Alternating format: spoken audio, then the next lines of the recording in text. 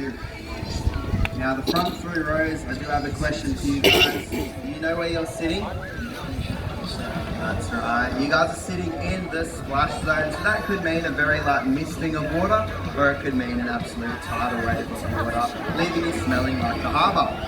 So if that doesn't sound overly pleasant for you, I would suggest take a seat a few rows back, but other than that, I hope you enjoy the presentation.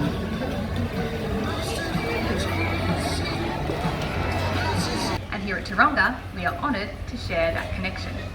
Now, the seals you'll be meeting this morning are either rare, rescued, or have been relocated.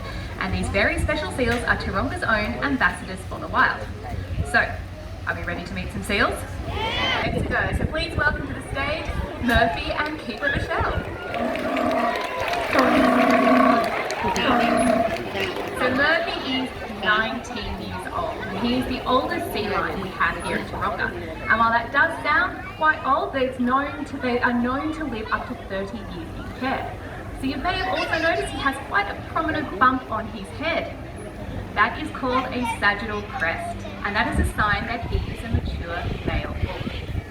Now Merv and Michelle are here to show you a bit of the work we do here with our seals every morning. It's called cooperative care. You see, husbandry is a really important part of the work we do with our animals across the zoo. So that involves providing clean food, clean water, a clean environment for our animals, and also making sure that they are nice and healthy. And we do dark teeth, and this is completely normal. You see, rather than having enamel, they have bacteria that helps protect their teeth. Biển. Now, the work that Michelle has been doing with Murphy and this training, it takes a lot of time and trust. So Murphy has complete trust in Michelle doing these training behaviours. So what she's been doing right now is some tactile work. And the reason why it's important for us to get up and close with our seals in particular is, like many animals, they are brilliant at masking. This means that they can hide when they are unwell, and when symptoms show and it's obvious that they are unwell, it is often quite serious indeed. Now we can train them to do some really great things. Murphy, for example, has been trained to take bloods from under his front flipper, which is great because it's a very non-invasive way for us to check in on his health. Now I think we can all agree that Murphy has done a brilliant job. It's time to wave goodbye and here to start the show. And we're going to get ready to welcome out the next of our seals, so the Abel's front flipper. Abel's front flipper has the exact same bone structure as our hands. And while they may look a bit awkward for moving around it, his flippers can help him move a lot faster and easier on land than you might think. Let's check them out in action. As he walks, you'll notice that he's able to rotate those rear flippers frontwards to help him move forwards with ease and climb up the wall.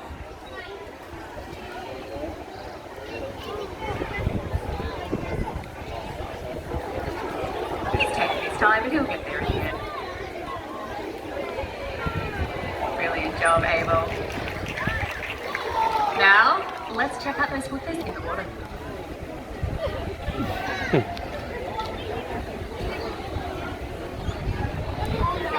And there we go, everyone.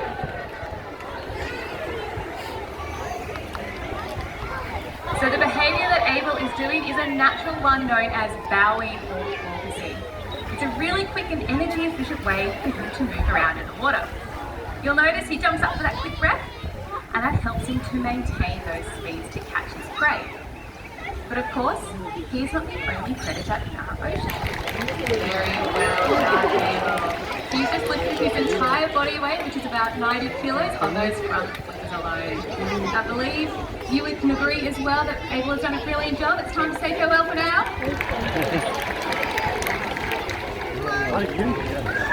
We're going to get ready to welcome out the next of our seals, 10-year-old Californian sea lion.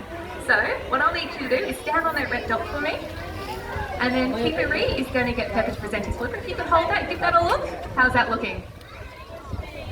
Fantastic, good job, Pep. Now the next job is we're just going to give him a bit of a rub. I'll show you how it all works. So we're going to give him a nice pat and just check there are no lumps or bumps there. Okay. Ready to give it a go, Sophie?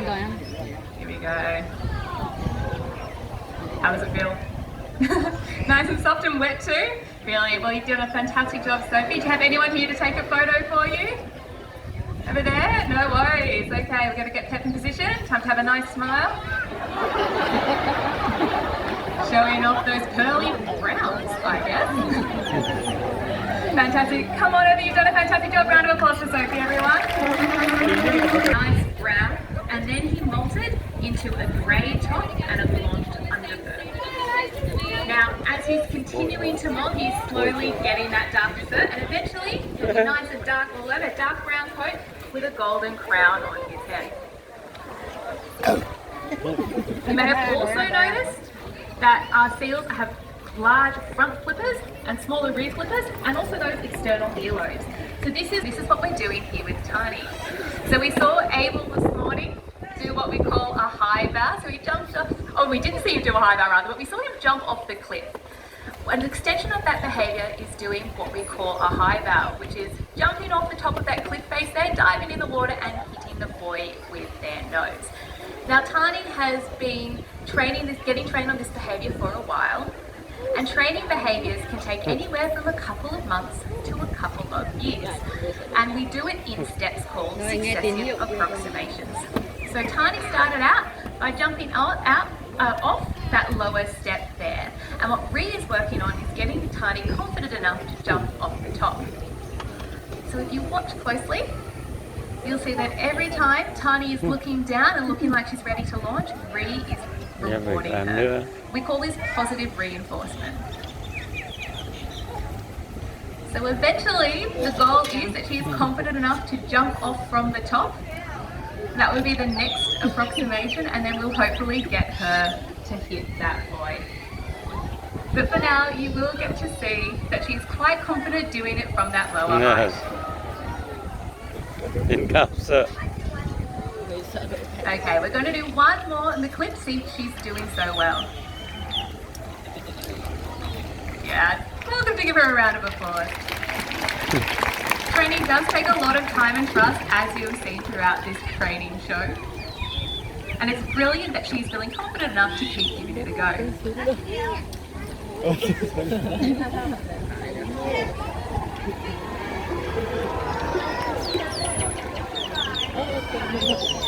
Very well done, Tani. You can see that she obviously is working very hard.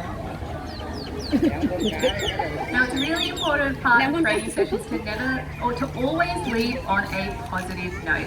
So if a seal is not feeling comfortable enough to present a certain behaviour, we do not end it there, because we want that. You can see that Kipiri gave her a nice big fishy payment